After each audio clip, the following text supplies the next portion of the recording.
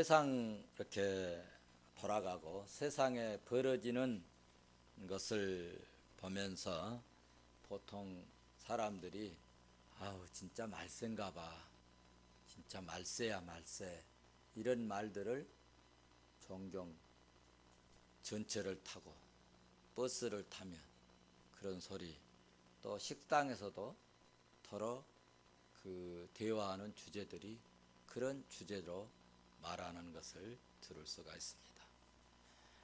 계시록 6장부터 18장에 기록된 사건들은 대환란에 관하여 말씀하고 있는데, 구체적으로 어느 때 이 대환란이 일어날지는 정확히 알 수가 없습니다. 그러나 우리가 꼭 알아야 할 것은 현대와 장차 예수 그리스도께서 이 땅에 재림하실 때의 그 중간에 대환란이 시작된다는 사실을 성경을 통해서 우리는 확실하게 알 수가 있습니다.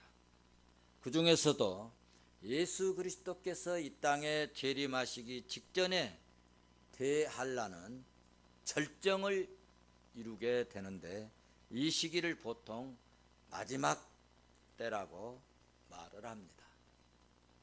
이날을 오늘 본문에서는 본문 17절 말씀은 진노의 큰 날이라 그렇게 그렇게 말씀을 했습니다. 우리는 마태복음 24장 36절에서 주님이 하신 말씀에 근거하면 마지막 때를 우리는 알 수가 없습니다. 마지막 날을 우리는 알 수가 없어요. 주님이 오실 날을 정확히 알 수가 없습니다. 주님이 재림하신 날을 우리가 알면 얼마나 좋겠습니까? 사람이 언제 죽을지 모르는 것처럼 주님이 이 땅에 오실 날은 아무도 모르는 것입니다. 그러나 마태복음 24장 35절 말씀을 보시면 하나님께서 분명히 그때를 예정해 놓으셨다는 것은 틀림없는 사실이라는 것입니다. 그런데 그때가 점점 다가오고 있다는 것을 우리는 성경 말씀을 통하여서 보고 듣고 믿어야 될 줄로 믿습니다. 오늘 계시록 6장에서는 두루마리를 취하신 어린 양 예수 그리스도께서 7인 중 6개인을 떼는 내용이 기록되고 있는데, 크게 세 부분으로 이렇게 나누어서 볼 수가 있는데, 첫째 인을 이렇게 떼시는 장면에서는 네 말탄자가 이렇게 지상에 와서 지상에서 전쟁과 기근을 가져오고 질병을 가져오고 죽음을 가져온다는 말씀이 1절에서 8절까지 기록되어 있어요.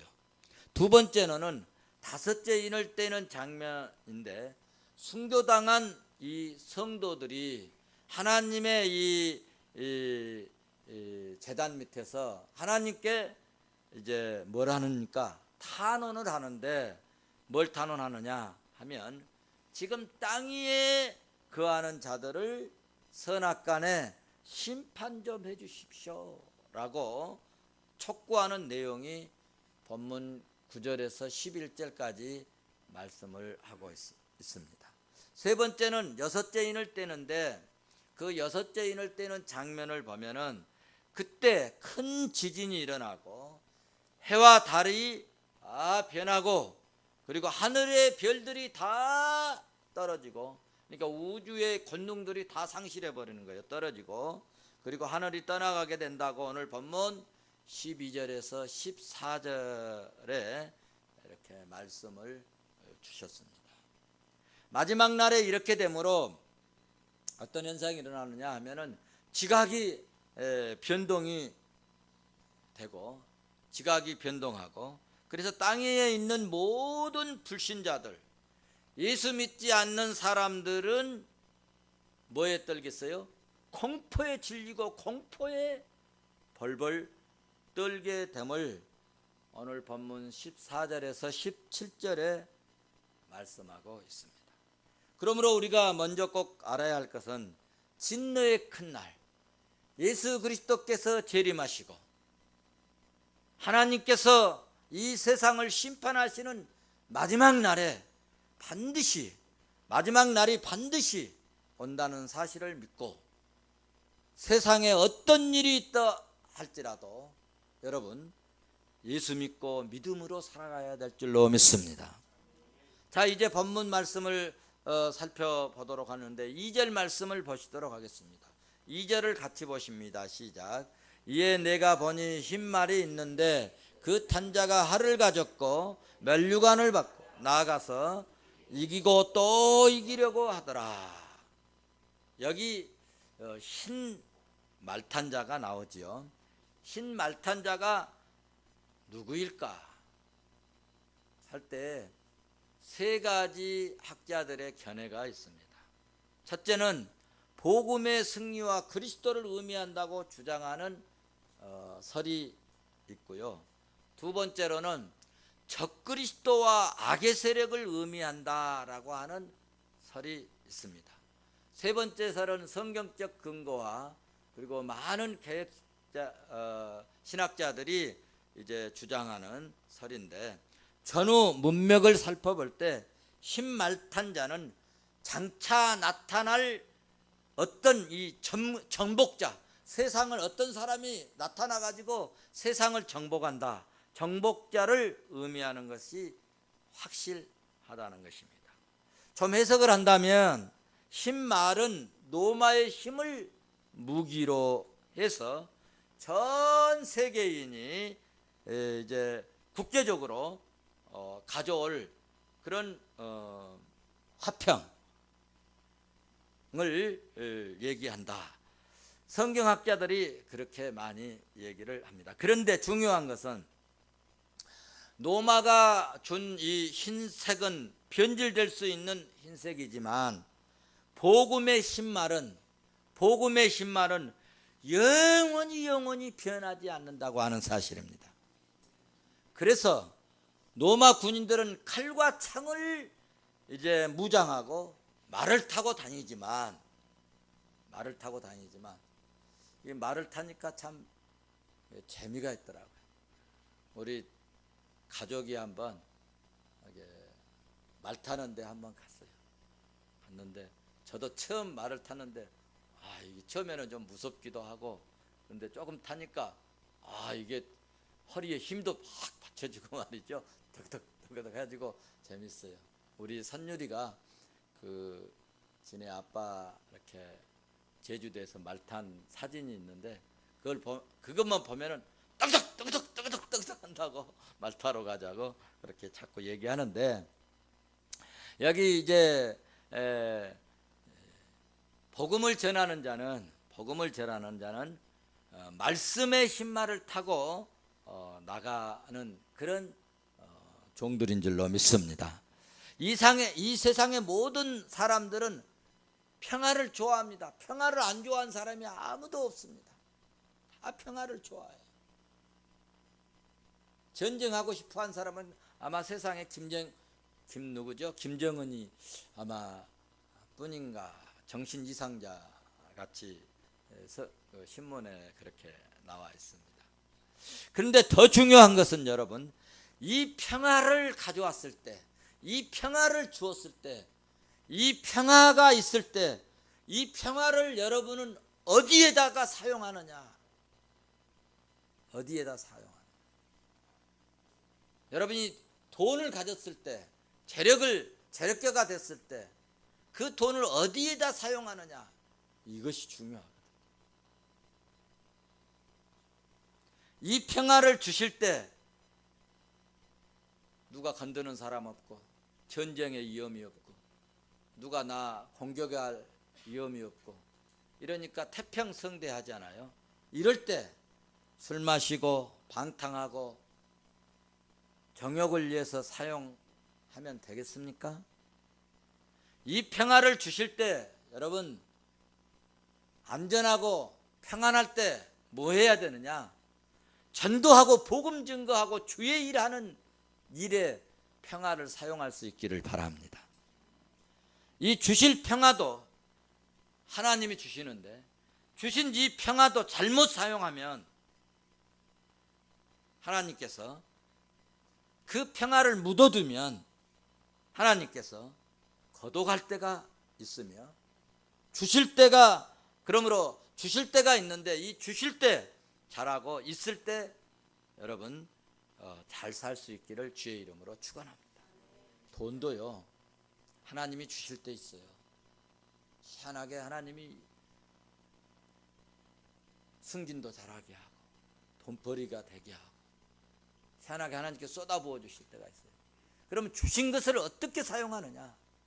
그거 가지고 도박하고 술 마시고 음란하는 데 쓰고 죄 짓는 데 쓰고 그러면 그 주신 것 때문에 여러분 저주를 받게 되고, 그러므로 하나님께서는 그것 때문에 그 인간에게는 여러분 재앙이 온다는 것입니다.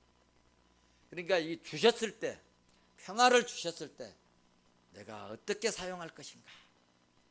아름답고 선하고 좋은 일에, 그리고 거룩한 일에, 그리고 하나님의 일에 쓰임 받기를 주의 이름으로 축원합니다. 둘째 인을 뗄 때 나오는 말을 한번 봐보시겠는데 3절 4절 보시면 어린 양이 둘째 인을 떼실 때 등장하는 붉은 말탄자가 나오는데 이 붉은 말탄자는 뭘 의미하느냐? 유혈과 전쟁을 상징합니다. 열왕기하 3장 22절 23절 말씀을 보시면 붉은색은 살육을 상징하고 있음을 볼 수 있습니다. 흰 말탄자는 국가적인 전쟁을 상징한다면 붉은 말탄자는 특별히 엄청난 규모의 내란과 혁명을 상징하고 있습니다. 붉은 말탄자가 나타나면 그러므로 세상의 화평을 오늘 본문 말씀을 보시면 제하여 버린다. 붉은 말탄자가 나타나면 그러므로 세상에 우리가 누렸던 화평, 가졌던 화평, 소유했던 화평을 제하여 버리고 서로 어떻게 되느냐? 서로 죽이고, 4절 말씀 보시면 또 칼을 받더라 말씀한 것을 보면 굉장한, 여러분 칼은 주부가 받아야 되는데 무사가 칼을 받으면 뭐 하려고 그래요? 죽이는 데서. 여러분 칼 가지고 막 사람들 휘둘리면 어때요? 무섭잖아요. 두렵잖아요. 이기감을 느끼잖아요. 그런 시대가 온다.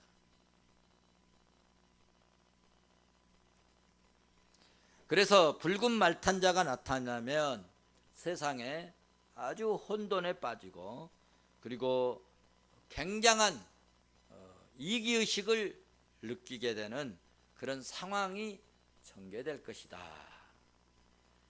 그러므로 마지막 시대는 친구와 친구가 서로 미워하고 죽이기도 하고,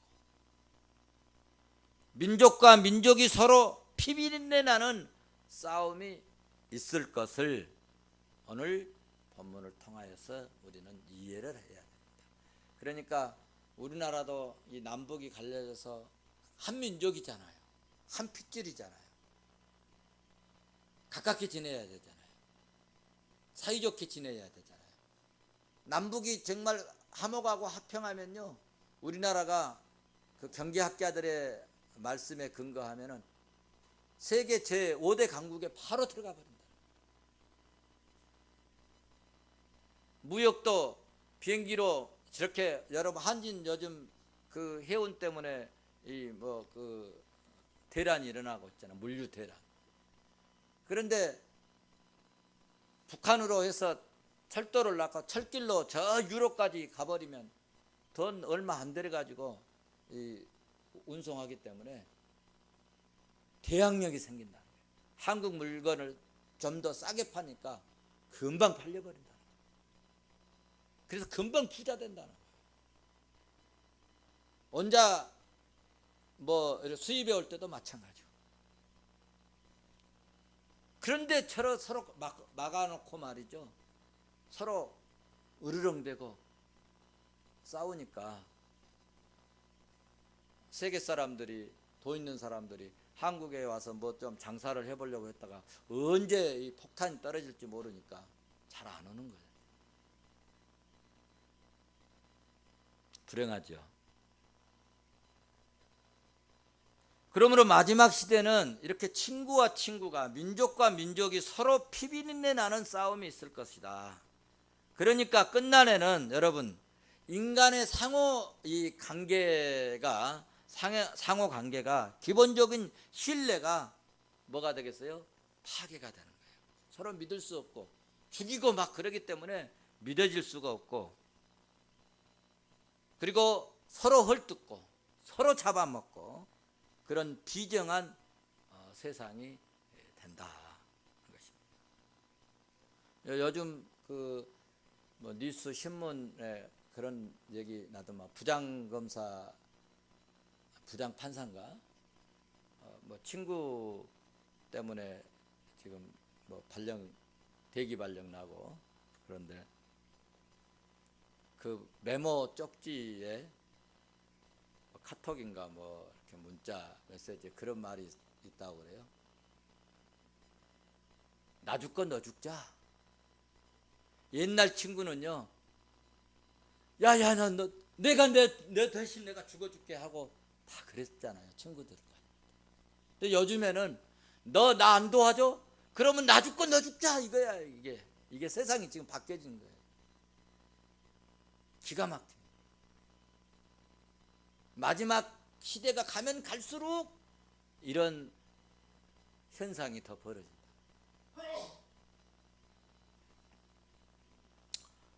그래서 예수 믿는 사람에게는 순간이나 감정적 사랑이 아니라 어떤 상황 속에도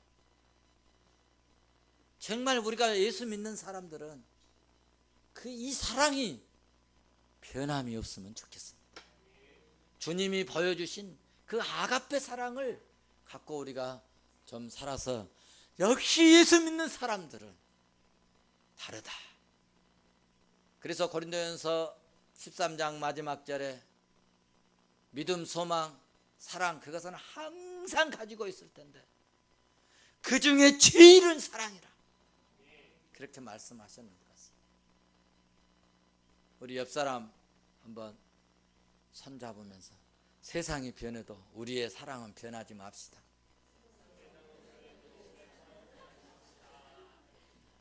이렇게 말해놓고도 또 돈 1,000만 원 빌려줬는데 안 준다고 또 고소하고 그러려고. 우리 변하지 맙시다. 변하지 맙시다.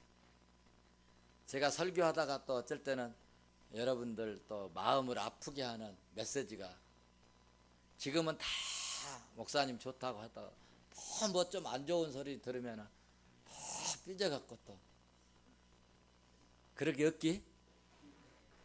네, 그러기 없기. 변하지 맙시다. 변하지 맙시다. 안 좋은 거 있으면은 좋은 말씀을 주시기를 원합니다. 또 기도하고, 또 혹시 속상한 거 있으면, 목사님 나 이번에 속상했어요. 김모 우리 성도님이 언젠가 한번 전화가 아니고 문자인가 전화가 나도 헷갈리네요. 뭐라고 하시냐면, 목사님 앞으로는 그 정치 이야기 안 하셨으면 좋겠어요. 그러고 다 문자 와서, 나 알았다. 안 하겠다. 조심하겠다. 참고하겠다. 그래서 소통을 하면 얼마나 좋아. 할렐루야. 네. 우리 정말 세상이 참 냉정해져 가고, 이렇게 막 싸움판으로 막 가고, 좀 좋았을 때는 그렇게 뭐 내 친구가 뭐 내 친구고 뭐 하여튼 뭐 이렇게 좋다고 막 자랑하고 그랬던 내 친구가 말이야 뭐 부장판사고 뭐 얼마나 뻐기고 자랑했겠어. 근데 뭐 조금 안 도와줬다고 너 죽고 나 죽자. 이런 우리는 상황적 사랑에 빠지지 말고 아가페적 사랑의 종들 되시기를 주의 이름으로 축원합니다. 세 번째 검은 탄자가 5절 6절 말씀을 보시면 나오죠. 검은 말 탄 자는 뭐냐? 가난과 기근을 상징하고요. 전쟁과 유혈의 이 결과로 애고가고 항폐케 됨을 상징하는 말씀입니다. 그런데 6절을 보시면 엄청난 인플레이가 된다는 거예요.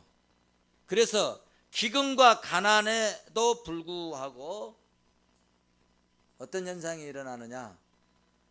부자는 더 많은 부를 가지고 사치품도 가지고 감람류와 포도주를 소유하고 향락을 이렇게 누리고, 가난한 사람은 다 가난해서 어떤 사람은 굶어 죽고, 그럼에도 불구하고 부자는 더 많은 것을 소유하게 된다, 누리게 되는데, 이와 같은 현상은 마지막 때가 되면은요, 마지막 때가 가까워지면 가까워질수록, 재림 때가 가까우면 가까울수록 더욱더 이런 현상이 두드러질 것을 예수 그리스도께서도 마태복음 24장 7절에서 말씀했음을 우리는 기억하고, 평화롭고 기회 있을 때 우리 믿음의 사람들은 부지런히 일해, 부지런히 노동하고, 부지런히 노력하고, 부지런히 땀 흘려서 애쓰고,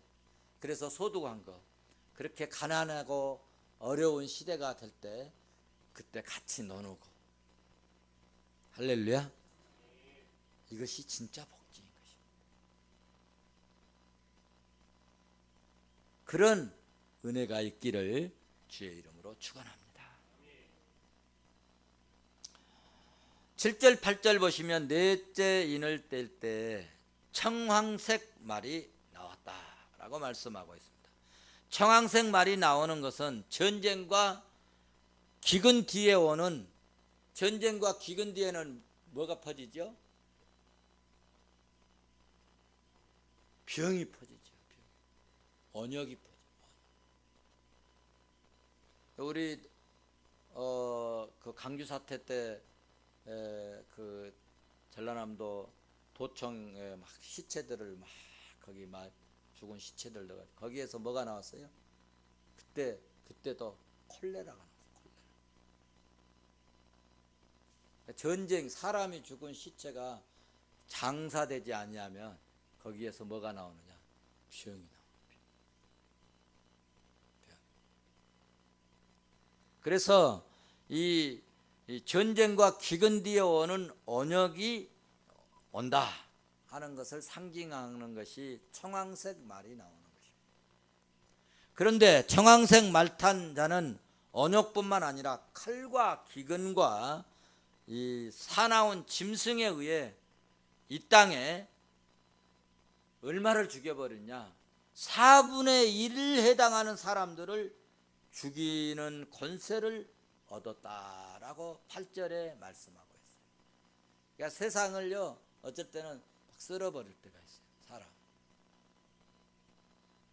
유대인들도 600만 명이 한꺼번에 죽어간 적이 있죠. 여러분 600만 생각해 보세요. 상상해 보세요. 보통 서울 말고, 서울이 100만이 보통 100만이라고 그러는데, 이 목포, 우리 목포 도시 시민이 보통 20만원에서 25만 됩니다. 그러니까 몇 개 도시의 시민들이 다 죽어. 이게 몇 분의 1이라고 그랬어요? 본문을 보면은 4분의 1 정도를 다 죽여버려요. 4분의 1 정도. 그러니까 온통 이 세상이 울음바다고 통곡바다고 눈물바다고 그런 때가 온다. 이와 같은 사실은 하나님께서 에스겔 선지자를 통하여서 말씀을 했는데, 에스겔서 14장 21절에 그 사건들을 연상케 하는 말씀입니다. 그러므로 우리 예수 믿는 성도들은 마지막 날에 비참하게 부끄럽게 죽을 그런 사람들이 아니라 믿음을 가지고 말씀을 붙들고 신앙으로 살다가 영광스럽게 기쁨으로 주님을 맞이하는 그런 복된 종들 되시기를 주의 이름으로 축원합니다.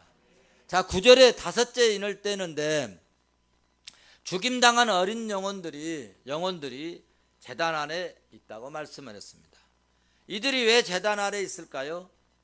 그들의 생명의 피가 하나님께 제물로 부어졌다는 의미를 우리는 이해해야 합니다. 그러므로 주님 때문에 순교당한 이 믿음의 종들은 하나님이 받으실 만한 고귀한 제물을 드렸다.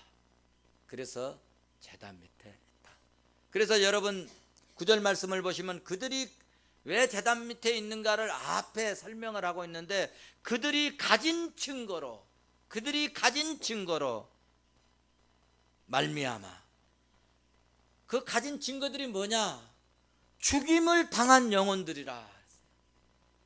믿음 때문에, 말씀 때문에, 복음 때문에, 선교 때문에, 전도 때문에, 예수 믿는 것 때문에, 주의 일 때문에 죽임을 당한 그 영혼들이 제단 밑에 있었다.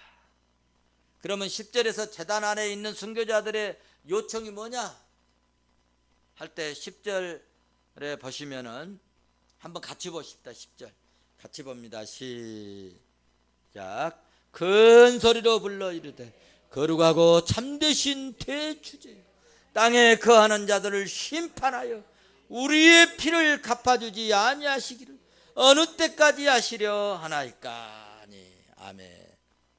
땅에 있는 자들을 심판해 달라고. 여러분, 그러니까 우리가 믿음 지키고 순교한 이 순교의 영혼들이요, 우리가 수고하고 애쓰고 믿음으로 살고 있지 않습니까? 그런데 믿음 때문에 여러분 혹시 속상하고 마음 상하고 어렵고 힘든 일 있습니까? 우리의 영혼들이 주님께 다 보고하고 있다는 거예요. 그렇습니다. 순교자들은 땅에 거하는 자들을 심판하여 달라고 요청합니다. 여기 땅에 거하는 자들은 원문에 무엇을 말씀하고 있냐면은 이 원문의 뜻은 하나님을 대적하는 대적자들이라. 그러니까 하나님을 대적하는 자들을 빨리 심판해 주시라. 눈을 뜨고 볼 수가 없습니다. 마음이 아파서. 그러니 빨리 좀 하나님이여 심판해 주시옵소서. 그렇게 하나님 앞에 무슨 소리로? 큰 소리로.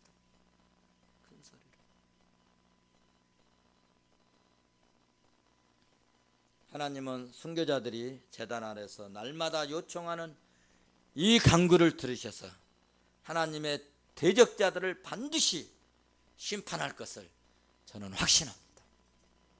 12절에서 17절 마지막으로 여섯째 인을 떼실 때 재앙이 드디어 전개됩니다. 여섯째 인을 떼실 때 여호와의 최후의 날을 알리는 우주의 대변동이 삼중적으로 나타나는데요, 그 첫 번째 재앙이 뭐냐?